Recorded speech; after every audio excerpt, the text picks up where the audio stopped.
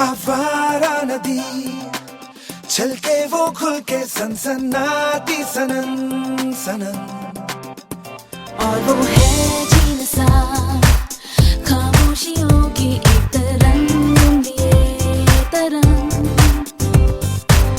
रिश्ता ये कैसा चलती रेत पाओ का रिश्ता ये कैसा चलने धूप छाओ का बोलो अधूरे तुम अधूरे हम बिन तुम्हारे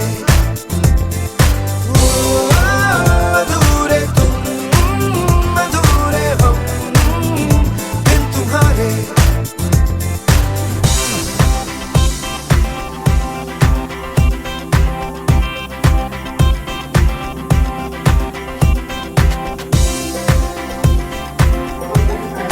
रो रही है ये गाइस, लोगों को रोना आ रहा है गाइस। रुको बेटा, मैं ऐसे बैठ पा। So hello everyone, here we are. In all this video, I'm talking about the orientation course conducted by the ICAI. Day 10. First session topic is Introduction to Project Report, Pitch Deck Presentation. Second session topic is Comparison between Interfirm and Intrafirm, Business Domain and their Significance. Faculty is CA Amit Meghani. दोनों session sir ने ही लिए थे। बहुत बढ़िया faculty है, उन्होंने बहुत मज़े कराए थे, पीटी पोसेस कराए थे, बहुत फन हुआ था। और उन्होंने एक एक्टिविटी कराई थी कि सभी को एक गोले में खड़ा कर दिया था। There were 3 position A to B and B to C and C to A में जाना था। यहाँ ये थोड़ा ट्रिकी था। यहाँ गर्ल्स और बॉयज़ में कंपटीशन कराया था। एज गर्ल्स में बहुत ज़्यादा प्रेजेंस ऑफ माइंड होता है तो गर्ल्स जीत चुकी थी। देन उन्होंने बताया कि इस एक्टिविटी में ethics, value, leadership, motivation, team spirit, team management सब कवर हो जाता है।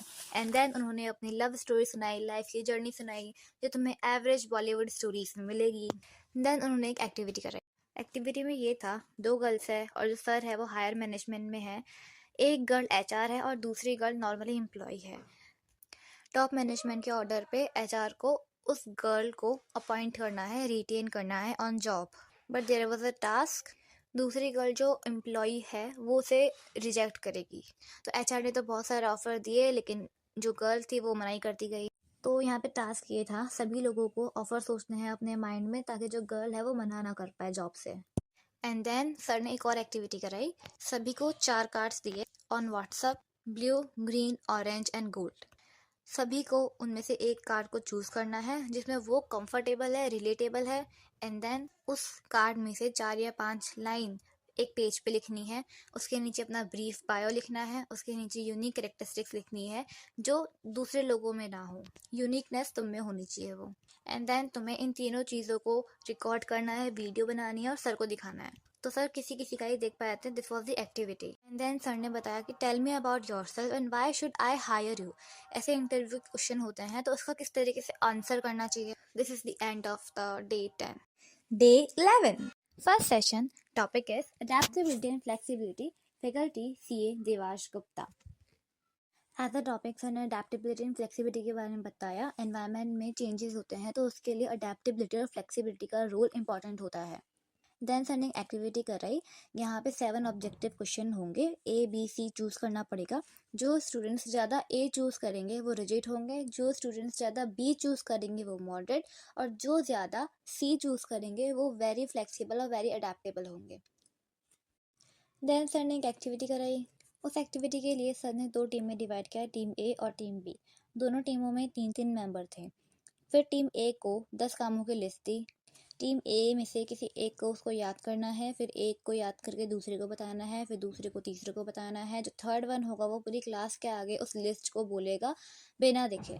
सेम टीम B के साथ किया, बट टीम A के लिए जो लिस्ट थी वो बाय लाइन थी और टीम B के लिए नहीं थी। मीन्स टीम A की लिस्ट थी wake up, drink tea, go for bath, go to office, like this. But for team B list shuffle करके थी, like go to sleep, office जाओ। But both teams did perfectly.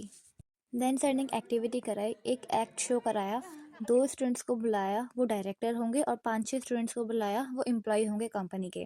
Director company में change लाना चाहते हैं but जो employ है वो रेजिस्टेंस शो कर रहे हैं। देन सर ने 2 वीडियोस दिखाई for motivation.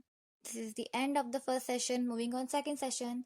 Topic is executive presence. Faculty CA Payal Chauhan. As a topic ma'am ने कहा कि पर्सन का प्रेजेंस होना चाहिए ओवर अ क्राउड और इसके लिए एक एक्टिविटी कराई। एक्टिविटी ये थी, सभी को एक दूसरे के नाम याद करने हैं और इसके लिए एक पर्सन उठा, उसने अपना नाम बताया, फिर दूसरा उठा, उसने अपना नाम बताया, फिर मैम ने पूरी क्लास को 2 टीम में डिवाइड कर दिया।